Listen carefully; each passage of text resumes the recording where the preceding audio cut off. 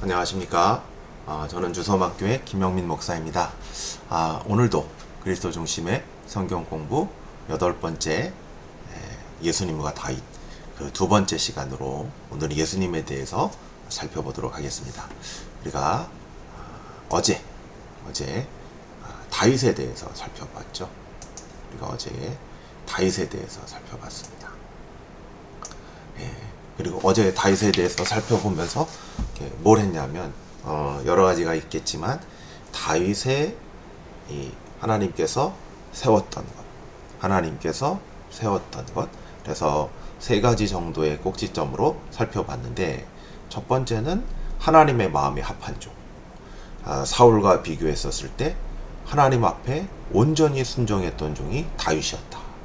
그리고 다윗은 하나님의 성전을 짓고자 했다. 이 부분을 살펴봤죠. 다윗은 사울과 비교했을 때 온전한 순종을 한 자. 그리고 다윗은 하나님의 성전을 짓고자 했다. 그래서 하나님께서 다윗의 언약을 주셨죠. 하나님이 오히려 다윗의 집을 세우신다.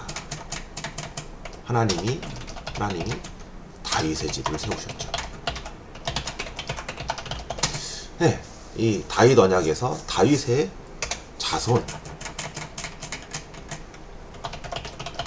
자손이 성전을 세운다라는 거였습니다. 근데 이 다윗의 자손이 누구냐? 다윗조차도 완전하지 않았고, 다윗의 자손이 이 열왕기의 역사에 있어서도 그런 여러 가지 인물들을 볼 때 그들이 아니라 구약의 선지자들을 통하여 오실 메시아였다라는 것입니다. 그리고 그것이 누구에게 성취되냐? 오늘 예수님에게 성취되고 있다는 점을 우리가 살펴보고자 합니다. 다음 페이지 넘어가겠습니다. 첫 번째 문제입니다. 1번. 예수님이 오실 당시의 사이는 예루살렘에는 로마의 총독이 다스리고 있었고, 유대 땅은 분봉왕 헤롯이 다스리고 있었다. 유대인들은 자신을 구원해줄 메시아를 기다리고 있었고, 당시의 유대인들은 메시아는 다윗의 자손으로 오시는 참된 왕이라고 믿었다.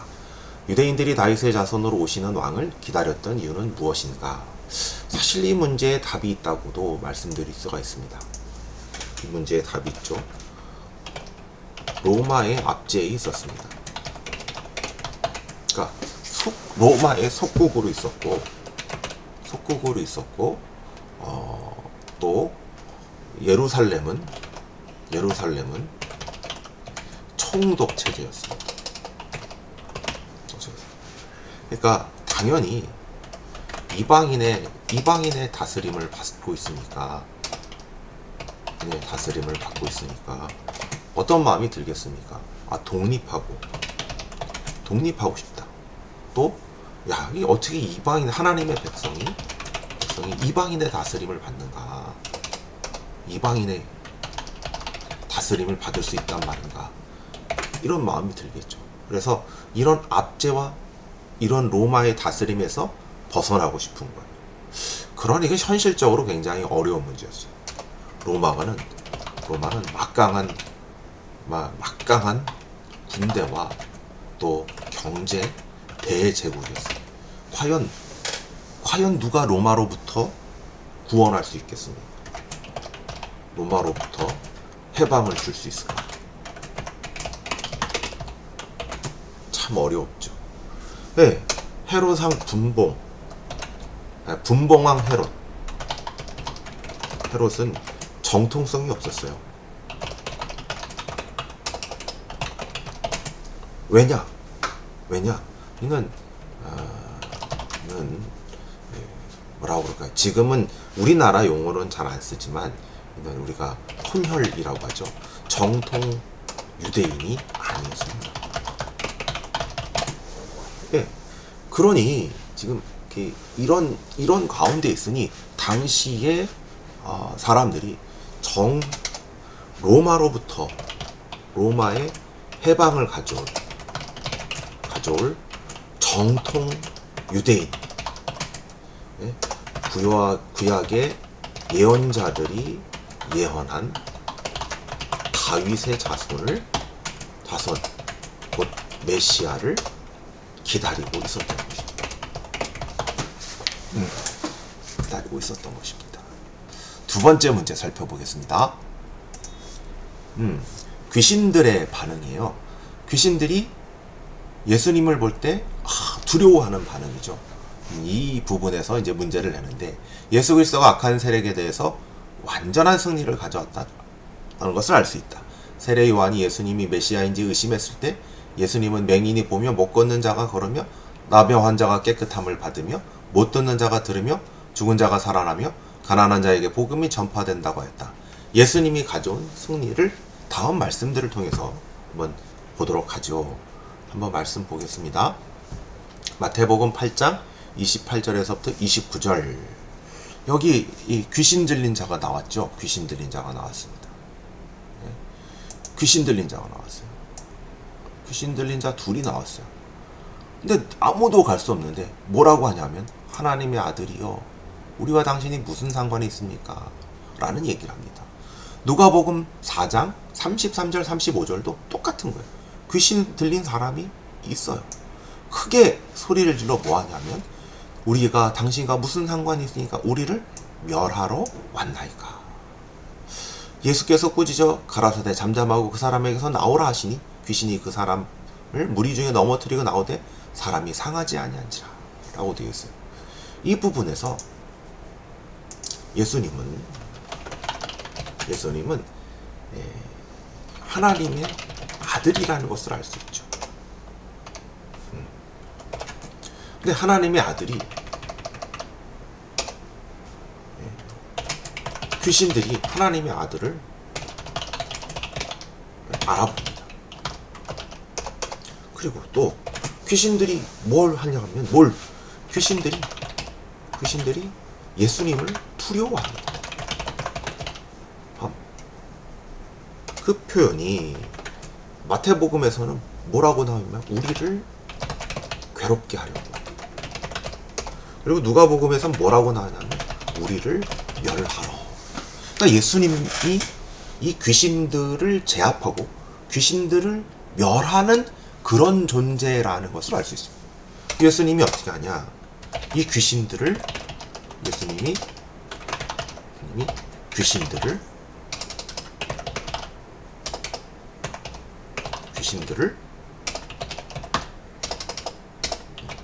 이게 들을 쫓아냅니다.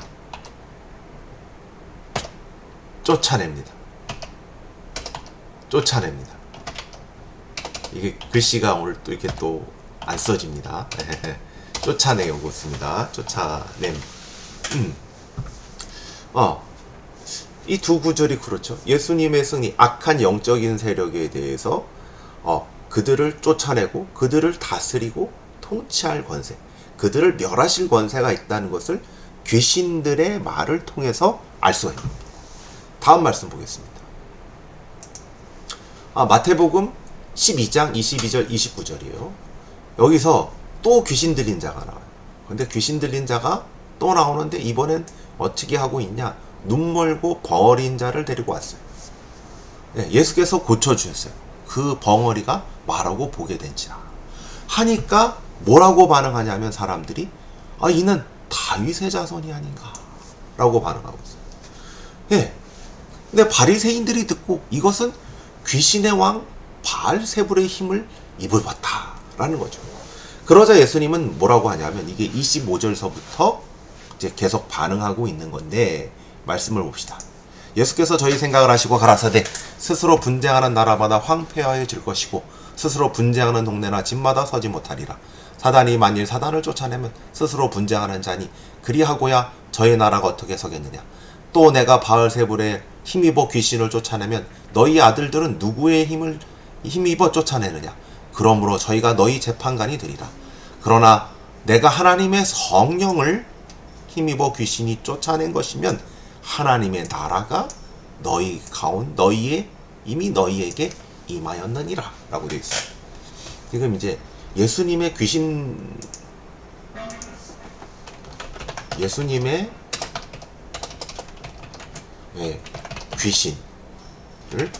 쫓아내는 사건, 축사 사역을 어떻게 볼 것이냐 할 때 두 가지로 보죠. 다윗의 자손이다.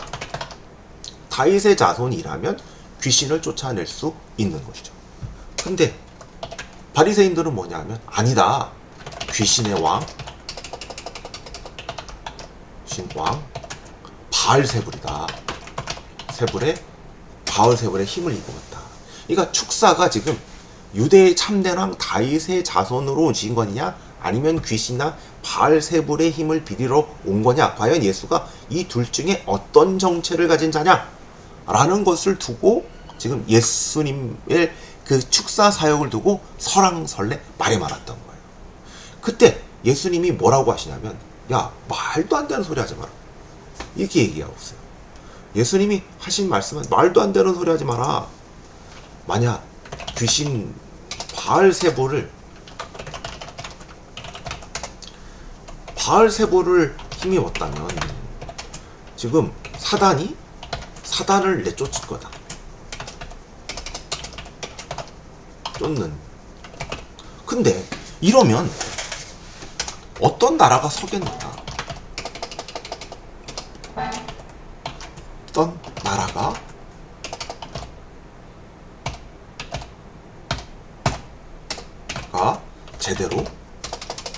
어떤 나라가 제대로 서겠느냐, 제대로 되겠느냐라는 거죠.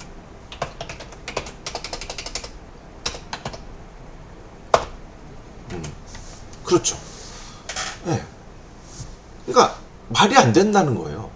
아니, 사단이 사단을 내쫓는 것도 말이 안 되고, 그렇게 되면 나라가 설 수 없다라는 거예요. 나라가 설 수 없다.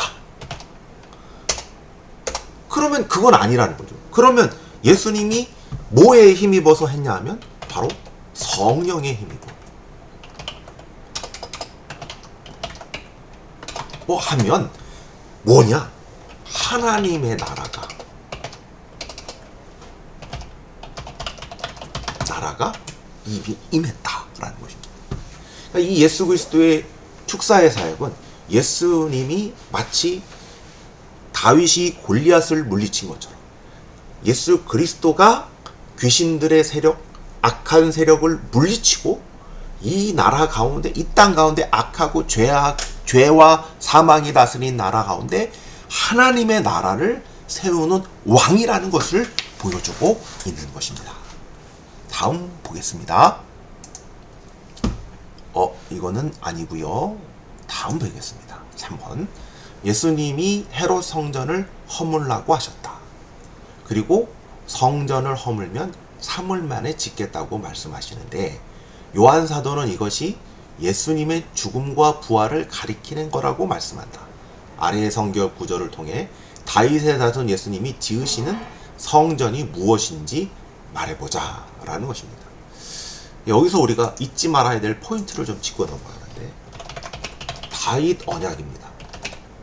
다윗 언약의 핵심은 다윗의 자손이 하나님의 성전을 짓는 지음입니다. 요걸 머릿속에 두고 가세요. 그래서 하나님의 나라를 영원히 하신다라는 것입니다. 요걸 머릿속에 두고 말씀들을 살펴보겠습니다. 다음 보겠습니다. 요한복음 2장 9절에서부터 22절. 너희가 이 성전을 내가 사흘 동안에 일으키리라. 여기서 말하는 성전을 내가 사흘 동안에 일으키리라. 유대인이 가로되 이 성전을 46년 동안 지었거늘 내가 3일 동안에 일으키겠느냐? 말이 안 된다는 거죠. 근데 예수님은 뭘 얘기했느냐? 성전된 자기 육체를 가리켜 말씀하신 것이라. 네, 요한복음 4장 23절서부터 25절. 아버지께 참으로 예배하는 자들은 신령과 진정으로 예배할 때가 오나니, 곧 이때라 아버지께서 이렇게 자기에게 예배하는 자들을 찾으시니라. 하나님은 영이시니 예배하는 자가 신령과 진정으로 예배할지니라. 여자가 가로되 메시아 곧 그리스도로 하는 이가 오실 줄 내가 아노니 그가 오시면 모든 것을 우리에게 고하시리라 라고 말씀하고 있습니다. 예, 여기서 한번 보죠. 여기서 우리가 살펴보는 것, 예수님이요 말씀하신 게 뭐냐 하면 성전을 허물라라고 해서 여기서 성전은 46년 동안 건축되고 있는 헤롯 성전입니다. 헤롯 성전. 근데 문맥을 좀 알아야 되는데, 예수님이 성전의 기물들, 성전의 기물이 아니라 그 환전상들, 환전상, 그리고 또 재물 파는 것, 비둘기 파는 거, 이런 것들을 다 뒤집어 엎으셨어요. 소위 성전의 정화의 말씀이라고 하는데, 그래서 이 예수님이 이 성전을 뭐라고 하냐면, 너희는 하나님의 집을, 아버지의 집을, 하나님의 집을 강도의 구렬로, 강도의 소굴로 만들었다 라고 말씀하십니다. 그리고 성전을 허물라고 하십니다. 그러니까 우리가 아까 다윗의 후손은 뭐죠? 하나님의 성전을 짓는 자, 성전을 짓는 자. 지금 예수님이 하신 건 뭐냐 하면, 이 헤롯의 성전은 성전이 아니라는 거예요. 강도의 소굴이라는 거예요. 그 강도의 소굴을 뒤집어 엎고 부서뜨리고 지금 자기가 성전을 짓겠다는 거예요. 그럼 이 성전은 뭐냐? 하나님이 계시는 곳인데 그 성전을 3일 만에 짓겠다는 건 뭐냐? 예수님의 십자가의 죽음과 부활을 의미하는 것입니다. 십자가의 죽음과 부활로 이 예수 그리스도 자체가 성전되어 온전히 예수님을 믿음으로 예수 그리스도 안에서 하나님 앞에 나아가고 하나님의 영광의 은혜의 자리에 들어간다는 것을 가르쳐주고 있는 것입니다. 그리고 요한복음 4장의 맥락도 그렇습니다. 예, 지금 요 부분 살펴보자면, 예, 이건 사마리아 여인과의 대화예요. 여러 가지 얘기를 했는데 예배의 문제가 나왔어요. 예배의 문제가 맞는데, 우리는 사마리아 여인의 입장, 우리는 그림심산에서 예배하는데 유대인인 당신은 예루살렘에서 예배한다고 하더이다 라는 말이 오고 갔어요. 그때 뭐라고 하냐면, 그게 중요한 게 아니야. 그게 중요한 게 아니야. 예배할 때가 와. 예수님의 반응은 장소가 중요한 게 아니라 때가 중요해. 신령과 진정으로 예배할 때가 있어. 이 종말의 때죠. 그러니까 예수님이 뭐라고 하냐면, 여자가 뭐라고 하냐면, 가로되 메시아 그리스도가 오시면 우리에게 모든 것을 알려주신다고 했다라는 거예요. 맞는 말이죠.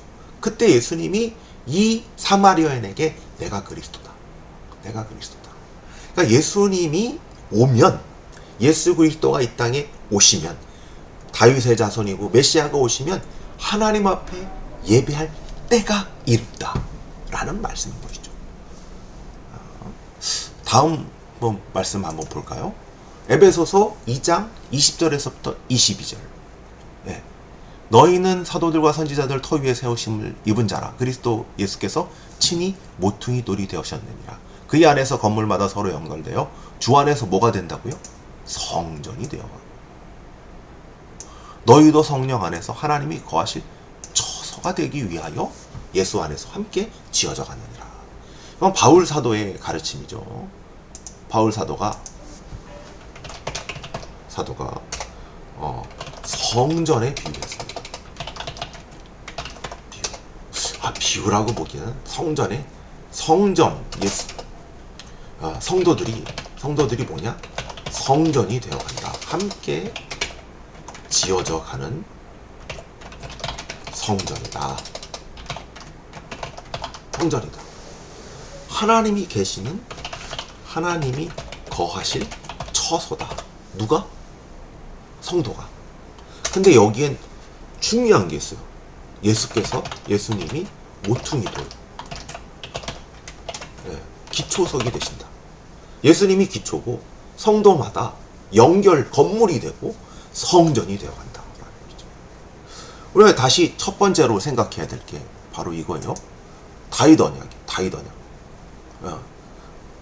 이 성경 구절을 통해서 다윗의 자손 예수님이 지으신 성전이 뭐라고 했죠? 바로 예수님 자신이며 예수님이 기초석 되어져 가고 성도들이 건물이 되어 함께 지어져 가는 그런 성전.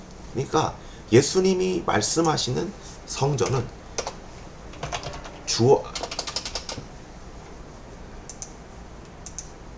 예수님이 말씀하시는 성전은 짓는 성전, 다윗의 자손으로 짓는 성전은 예수님 안에서 예수님과 연결된 주님의 몸된 교회 공동체. 주님의 몸된 교회 공동체를 얘기합니다. 여기에는 성령이 거하시죠. 그래서 하나님이 거하시는 처소죠. 하나님이 거하시는 처소. 이게 예수 그리스도가 진정으로 세울 성전의 모습인 거죠. 다음 페이지 보겠습니다. 제 마지막 문제예요. 좀 긴지요. 한번 보겠습니다. 초대교회는 예수 그리스도를 믿음으로 성령을 받았다. 그들은 서로 되어서 성전이 되었다. 성도들의 마음속에 성령 하나님이 계신다. 그분은 절대로 떠나지 않으신다. 우리를 위하여 말할 수 없는 탄식으로 기도하신다.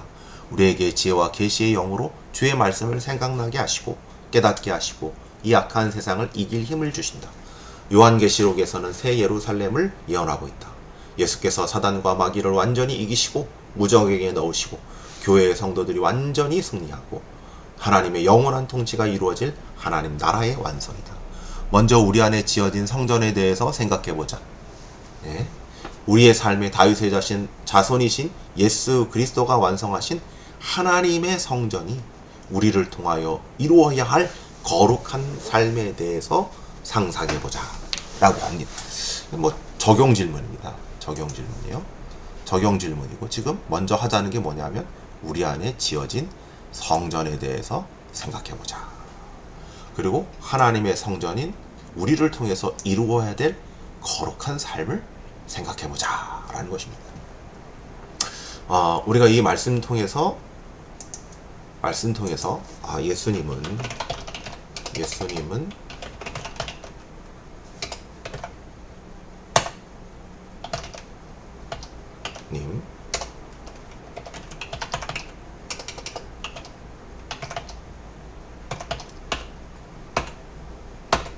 다윗의 자손으로 오셨어요.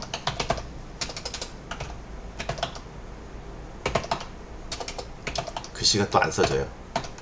다윗의 자손으로 오셨어요. 말로 하죠. 다윗의 자손으로 오셨어요. 그래서 악한 마귀와 세력을 마치 골리앗을 물리쳤던 것처럼 예수 그리스도가 그러니까 다윗이 모든 대적을 물리치고 하나님 나라를 이루셨던 것처럼 이 예수 그리스도가 모든 악한 세력을 물리치시고 그들에게서 하나님의 하나님의 백성을 구원하시고 해방하시는 역할을 합니다. 그쵸? 그리고 그것을 통하여 하나님의 나라를 이루세요. 두 번째, 다윗 언약의 특징이 뭐죠? 하나님의 성전을 짓는 거예요. 하나님의 성전을 짓는 겁니다. 하나님의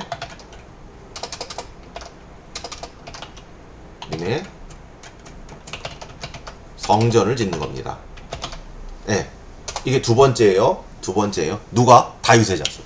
다윗의 진정한 자손은 누구죠? 예수 그리스도. 메시아 대신 예수 그리스도가 다윗의 자손이고 그가 짓는 성전은 뭐냐면 그 자신의 십자가의 죽음과 부활을 통하여 주님의 몸된 교회가 바로 하나님의 성전되죠. 예수 그리스도가 기초석이 되며 예수 그리스도의 믿음 안에서 예수 그리스도를 믿음으로 하나님의 자녀가 되고 예수 그리스도를 믿음으로 주님의 몸된 교회 공동체가 되는 것을 그가 이루시는 진정한 하나님의 성전이라고 할 수 있습니다. 그러면 이게 지금 우리 안에서 이루어지고 있는 거거든요. 그러면 우리 이 지어진 성전, 하나님의 성전, 지금 우리 자신이 바울 사도를 얘기해 보면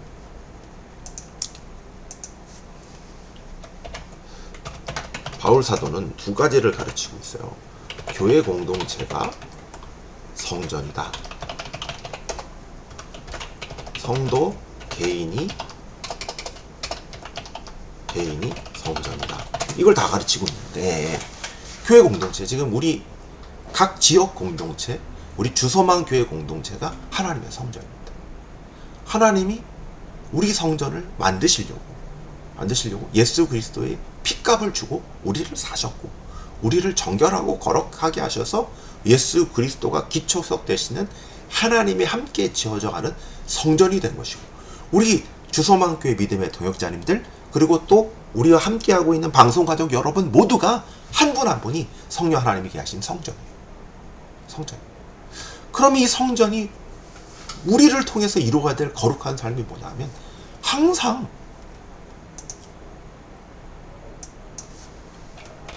하나님의 영광이 빛나는 삶이죠. 정결함과 거룩함이 넘치는 삶입니다. 정결함과 거룩함이 넘치는 삶. 우리가 있는 곳에 하나님이 계신데 하나님의 영광이 빛나야 되고, 우리가 있는 곳에 하나님의 정결함과 거룩함이 넘쳐야 돼요. 그럼 이것에 대한 삶을 생각해 보죠. 항상 하나님이 우리의 삶에 동행하시는, 하나님으로만 설명되는 삶, 하나님으로만 이루어지는 삶. 그래서 세상 사람들은 도무지 알 수 없지만 우리는 그 영광을 위하여 기꺼이 나그네되고, 그 영광을 위하여 우리에게 주어진 여러 가지 세속의 이익을 깔끔히 포기하고, 그 영광을 위하여 사람들은 이해할 수 없지만 우리의 전생애를 다 들여 하나님의 영광을 높이고 정결함과 거룩함으로 삶을 드려지는 겁니다. 이것이 우리가 해야 할 거룩한 삶이라고 상상할 수 있습니다. 이건 이제 각 개인들마다 이제 이런 어떤 원칙 속에서 다 다르겠죠. 그러나 우리 모든 믿음의 동역자님들, 우리 주소만교회, 그리고 방송가족 여러분 모두가 이러한 삶의 형태로 살아내셔야 될 줄로 믿습니다. 네, 오늘 여기까지 하겠습니다. 우리 또 다음 시간 국가로 찾아뵐 때까지 주의 은혜 가운데 은혜와 평강이 넘치기를 바라겠습니다. 함께 해주셔서, 시청해 주셔서 감사합니다.